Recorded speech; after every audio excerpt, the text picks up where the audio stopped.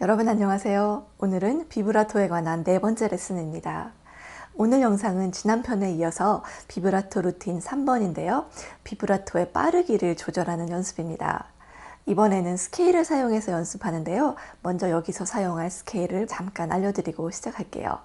우리가 여기서 집중해야 될 건 비브라토이기 때문에 다른 어려운 요소들로 집중이 분산되지 않도록 쉬프팅이 없는 가장 쉬운 스케일로 연습을 해보겠습니다. 이 스케일은 흐리말리 교본 12페이지에 나온 스케일인데요. 쉬프팅이 없는 두 옥타브 스케일 세트 중에 하나입니다. A 플랫 메이저로 시작해서 1포지션에서 두 옥타브로 올라갔다 내려오고 그 다음에 반음 올려서 A 메이저로 또 두 옥타브 올라갔다 내려오고 그리고 그 다음에 B 플랫 메이저, B 메이저 이런 식으로 반음씩 계속 올라가서 7포지션까지 올라가게 되죠. 그래서 여기에서 모든 스케일은 1번 손가락으로 시작하고요. 스케일마다 운지 패턴은 똑같습니다.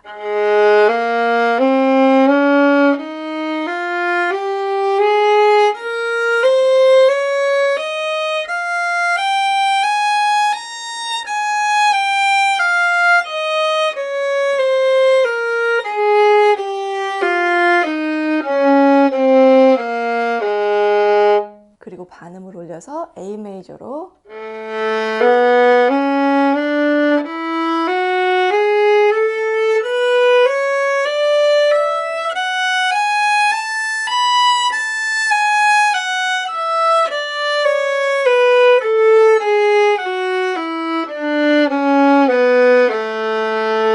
그리고 B 플랫 메이저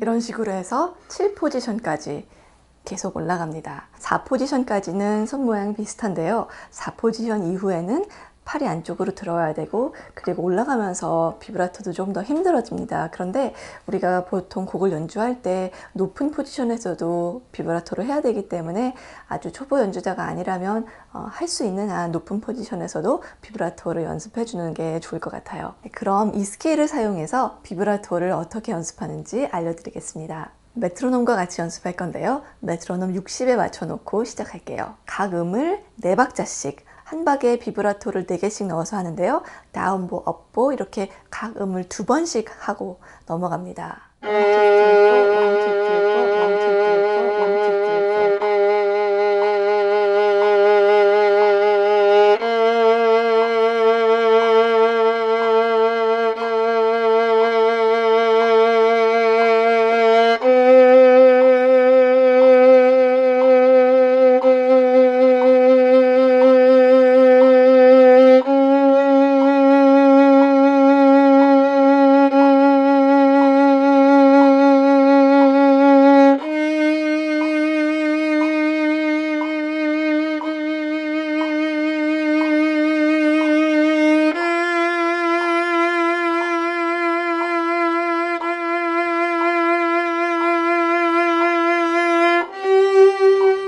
이렇게 해서 끝까지 올라갔으면 내려올 때는 63에 놓고 내려옵니다.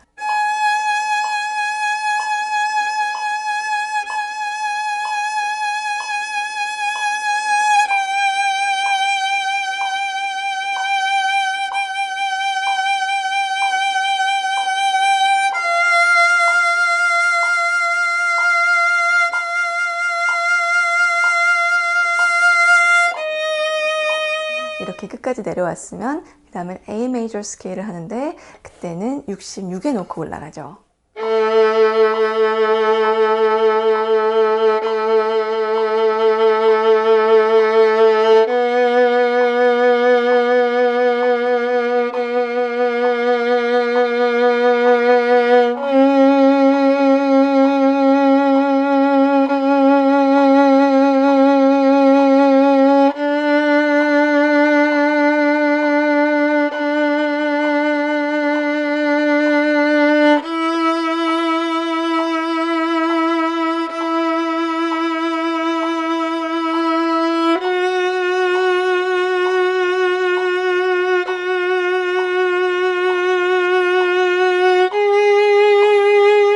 비브라토를 이렇게 오래 하다 보면 하다가 힘이 들어가서 팔이 경직되거나 움직임이 고르지 않을 수 있는데요. 그렇게 되면 그 속도보다 약간 느린 속도로 메트로놈을 맞춰놓고 하면서 경직되지 않고 할 수 있는 속도에서 연습해 줍니다. 메트로놈을 맞춰놓고 하는 이유는요, 속도를 아주 조금씩 올리기 위해서고, 그리고 향상하는 걸 측정하기 위해서인데요. 어느 때는 만일 60에서는 할 수 있었는데 63에서 하니까 팔이 경직된다 하면 다시 60으로 돌아가서 힘을 빼면서 연습을 더 하시고, 그리고 63으로 해봅니다. 그래서 어느 속도까지 힘이 안 들어가고 할 수 있는지를 측정해 가면서 하면 얼마나 늘고 있는지, 정확하게 어떤 속도에서 힘들게 되는지 알 수 있기 때문에 좀 더 공략적으로 연습할 수 있게 되는 거죠. 그렇게 해서 100 정도까지 올라가 줍니다. 만일 비브라토를 배운 지가 얼마 안 되신 분들은 이렇게 하면 너무 빨라서 아마 힘들 거예요. 그래서 그런 분들은 아주 천천히 메트로놈을 40에 놓고 해볼게요. 1, 2, 3, 4, 1, 2, 3, 4, 1, 2, 3, 4, 1, 2, 3, 4.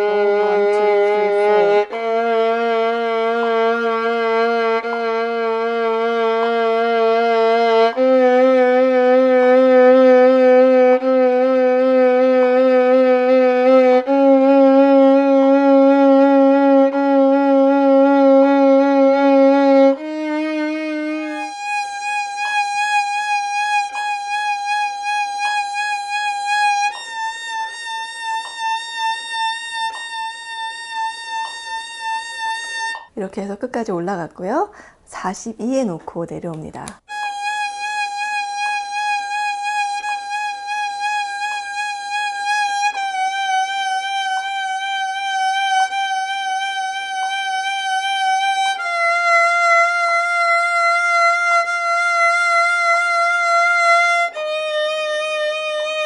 네, 이렇게 해서 42에서 끝났고 44에 놓고 그 다음 스케일 올라가고, 그리고 46에 놓고 내려오고, 이렇게 해서 조금씩 속도로 올라가면 돼요. 이렇게 해서 매일 스케일을 3개나 4개 정도씩 연습해 줍니다.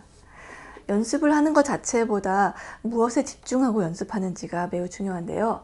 힘이 안 들어가고 손이 부드럽게 움직이는지에 집중하면서 연습해 주세요. 어떻게 하면 유연하게 손이 잘 움직이는지, 손의 각도, 또 어느 부분에 힘을 주고 어느 부분에 힘을 빼야 하는지, 어느 마디에 집중해서 보는지 등등 여러 가지 방법을 모색하다 보면 힘을 빼는 방법을 터득하게 됩니다. 예를 들어서 엄지손가락의 이 베이스 조인트가 잘 움직이는지 집중해서 해볼 수 있고, 또는 왼쪽 어깨에 힘이 잘 빠져 있는지 집중해서 해보기도 하고요. 이 연습은 비브라토를 오래 하게 되는데요. 하다 보면 팔에 힘이 들어가서 팔이 경직되거나 움직임이 고르지 않게 될 수가 있어요. 폭이 이렇게 일정해야 되는데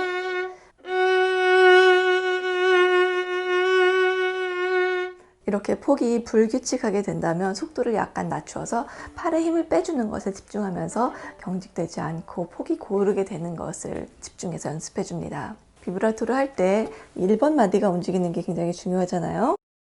1번 마디를 움직이려고 노력을 하시면 안 됩니다. 1번 손가락 마디에 힘을 빼고 손을 움직이면 마디가 저절로 움직이는 거지, 이 손가락 마디를 움직이려고 하시면 안 돼요. 인위적으로 움직이려고 하지 말고 자연스럽게 움직일 수 있도록 연습합니다. 비브라토를 할 때 힘든 것이 엄지손가락에 힘을 빼는 게 힘든데요. 엄지손가락이 바이올린의 목에 살짝 닿기만 하도록, 이런 모양이 되도록 돼야지, 이렇게 펴지면은 이런 모습은 힘이 들어간 모습이기 때문에 이쪽 모습을, 거울을 보시면서 연습을 하시면 좋을 것 같아요. 이런 움직임이 나올 수 있도록. 그리고 비브라토를 할 때 다른 손가락들이 이렇게 뻗쳐서 비브라토가 되지 않게 주의합니다. 이거는 다른 손가락에 힘이 많이 들어갔기 때문에 그렇겠죠. 그리고 또 주의할 점은요, 하면서 음정이 바뀌지 않도록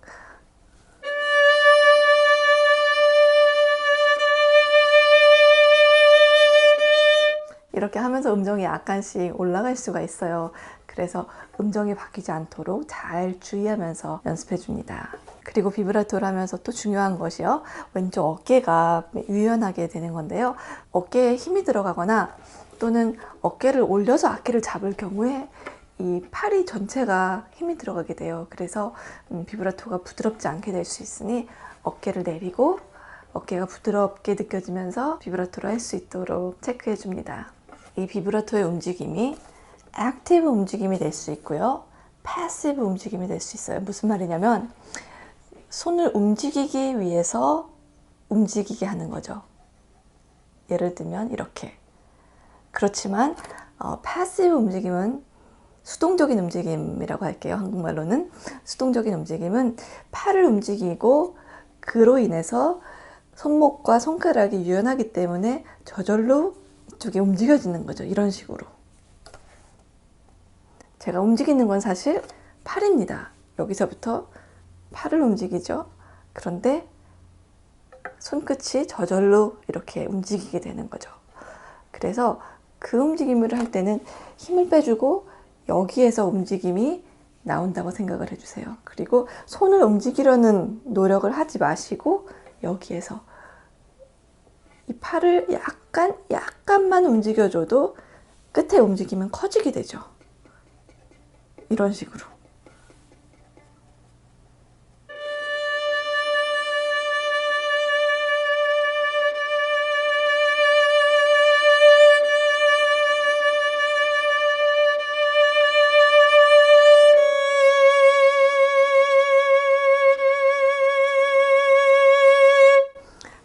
이때 전 사실 손을 움직이려는 노력은 안 하고 있고요.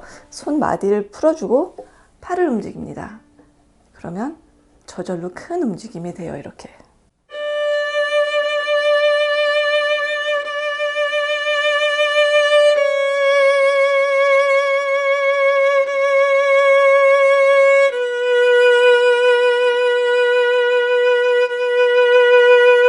비브라토는 손목만 사용하고 또는 팔만 사용하는 게 아니라 우리가 연습을 할 때는 손목을 따로 연습해주고 팔 따로 연습해주지만 사실 우리가 곡에서 비브라토를 막상 사용할 때는요, 손가락과 팔과 손목이 사실 다 같이 움직입니다.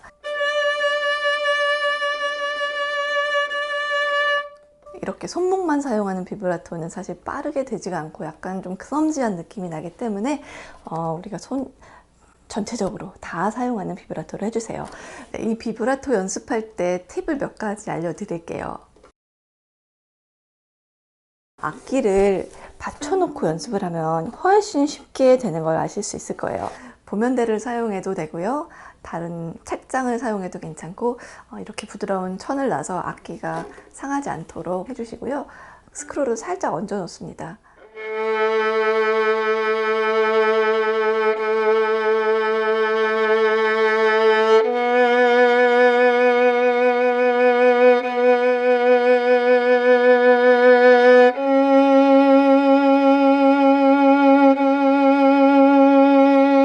이렇게 연습하면 손이 훨씬 더 잘 움직이는 거를 느끼실 수 있을 거예요. 악기를 사실 우리가 손으로 받치면서 비브라토를 하는 게 굉장히 힘든데 이렇게 하면서 연습을 하시면 많이 도움이 될 겁니다. 우리 스트링이 이쪽으로 방향이 이렇게 나 있죠. 그런데 우리가 손을 이렇게 해서 하는 게 아니고 약간 틀어져 있기 때문에 로테이트 하는 움직임과 앞뒤로 가는 움직임이 컨비네이션 섞여서 있습니다. 그래서 앞뒤로도 움직이지만 잘 보면 약간의 로테이션이 있어요. 그래서 음이 올라갈 때, 손이 올라갈 때 이 부분이 약간 지판 쪽으로 가까이 와지고 떨어지고 이런 식으로.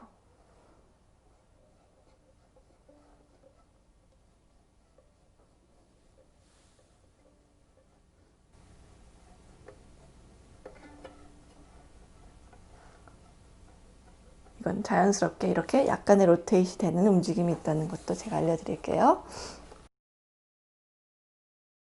또 한 가지 연습해야 될 거는 손가락을 뉘어서 비브라토를 하는 법인데요. 우리가 빠른 패세지를 할 때는 손가락을 둥글게 해서 짚어줍니다. 그래서 우리가 빠르게 움직일 수 있고 또 정확하게 짚을 수 있게 되기 때문이죠. 손가락 끝이 더 가늘기 때문에 더 프리사이즈하게, 더 정확하게 짚을 수가 있는데요. 우리가 비브라토를 할 때는 넓은 면적으로 이렇게 짚어주면 우리가 조금만 움직여도 이 움직이는 부분이 많아집니다. 손이 줄과 닿는 이 부분이 이렇게 굴림이 굉장히 크게 돼요. 그래서 이렇게 넓게 짚어서 비브라토를 하는 경우가 많은데, 또 사실 따로 연습을 해주시는 게 좋아요. 그래서 손가락을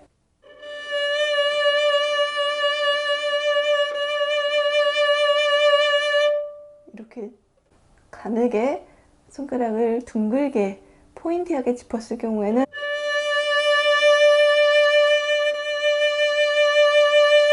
작은 비브라토가 되죠. 근데 움직이는 양은 거의 같다 할지라도 이렇게 넓게 짚으면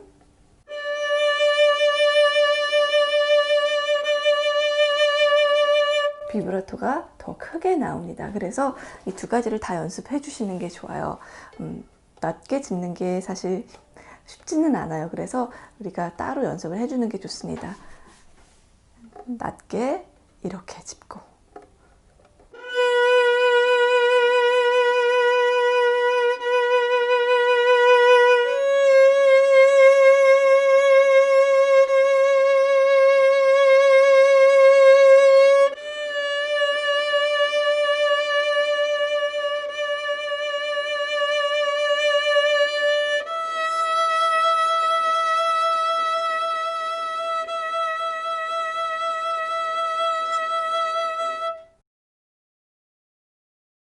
그리고 이건 강효 선생님께서 알려주셨던 건데요. 제가 비브라토가 잘 안 돼서 이 마디가 잘 안 움직여서 좀 비브라토가 폭이 작았었어요. 그랬더니 선생님께서 다른 손가락들을 이렇게 주먹을 쥐고 한 손가락만 가지고 한번 비브라토를 해보라고 하시더라고요. 그래서 이렇게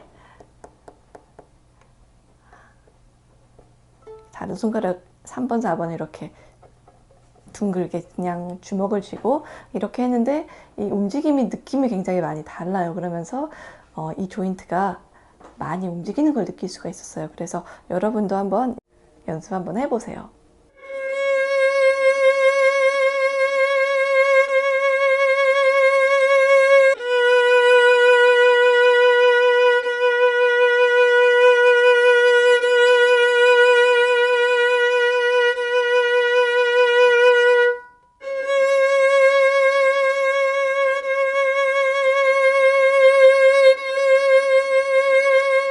이 연습이 마디를 푸는데 약간 도움이 된 것 같아요. 여러분, 비브라토 연습을 매일 하다 보면 손가락의 힘이 저절로 길러집니다. 그래서 손가락이 강하기 때문에 빠른 패스지를 할 때 저절로 음들이 깨끗하게 나기 시작하는 걸 느끼실 수 있을 거예요. 그래서 비브라토 연습은 우리가 연습을 처음 시작할 때 웜업으로도 굉장히 좋은 엑서사이즈라고 생각을 해요. 힘을 빼는 연습이고, 그리고 스트레칭이나 이런 것이 과하지도 않고, 그렇기 때문에 비브라토로 웜업을 하면서 연습을 하셔도 좋을 것 같습니다. 그래서 이 연습을 하면서 제가 지금 말씀드린 것들을 잘 생각하시면서 그런 포인트들을 놓치지 마시고 연습하시면 예쁜 비브라토를 만드실 수 있을 거라고 생각합니다. 오늘 알려드린 이 연습 방법은 완전히 똑같이 항상 따라 하셔야 되는 건 아니고요.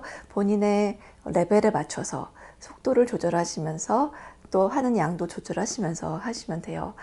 이 비브라토를 하면서 중요한 건 아까 말씀드린 것들을 잘 생각하시면서 하는 게 무엇보다 중요하고요.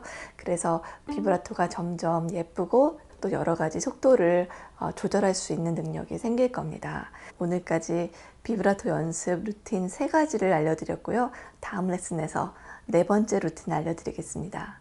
여러분 열심히 연습하셔서 예쁜 비브라토로 아름다운 연주하시기를 바랍니다. 네, 그러면 저 다음 시간에 또 찾아뵙겠습니다. 감사합니다.